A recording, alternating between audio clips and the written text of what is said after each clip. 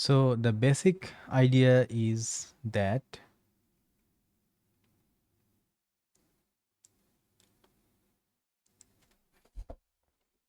at first I am purchasing a domain name from hostinger. So this is hostinger.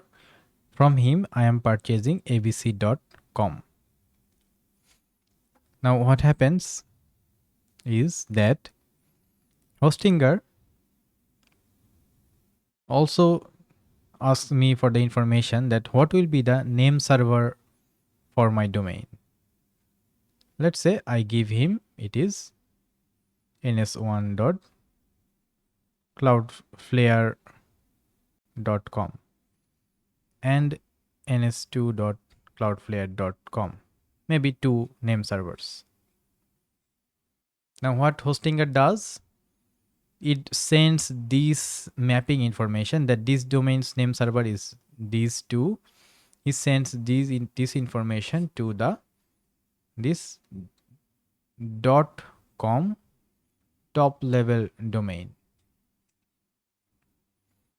So the top level domain, they have this information. Now inside the name server, what happens is that for this particular domain, they have one DNS zone. I mean, one zone for this one domain. So inside that zone, they have all information regarding this domain. And obviously there are some one or many A records. There might be MX record, there can be TXT record like this. So in the zone file,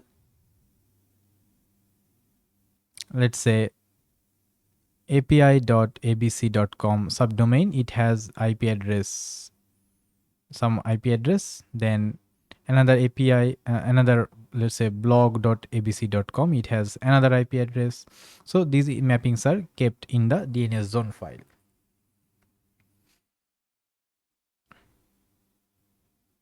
And the IP addresses are recorded here. So this is the total setup. Now let's think, or let's get the idea about what happens when someone browses to abc.com. So what he has is that in his system or computer, he has set up a DNS resolver.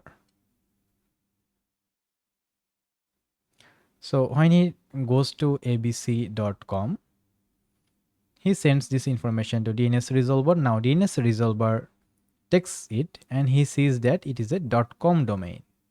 If it is not present in the resolver's cache, then he goes and asks it to .com top level domain. Now the .com top level domain tells that, okay, information about abc.com is with these name servers. You can go and ask one of these name servers. Then DNS resolvers goes to this name server, and this name server then points him to a DNS zone file. Inside that zone file, he gets the domain name for abc.com and he gets the IP for abc.com. Or if he is looking for api.abc.com, then he gets the IP for api.abc.com. Now DNS resolver gives the IP to me or my browser. Now my browser sends a web request to that IP, and then it finally goes to maybe abc.com, or if that is the IP of api.abc.com, then the request goes to api.abc.com. And that's how everything works. And also there is a whois server, and inside the whois server, the information that are kept is that hostinger sends the information that hostinger is hosting abc.com. So that registrar is abc.com, and the registrant who has registered, his informations are there, and also the name server information, which is this one, it is also kept with the whois server, and this is for separate purpose. The whois server is kept. Now in all of these things, who is the DNS provider?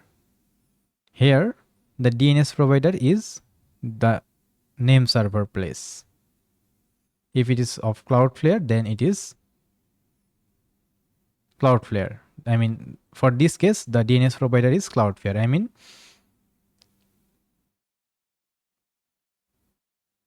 whoever is the name server,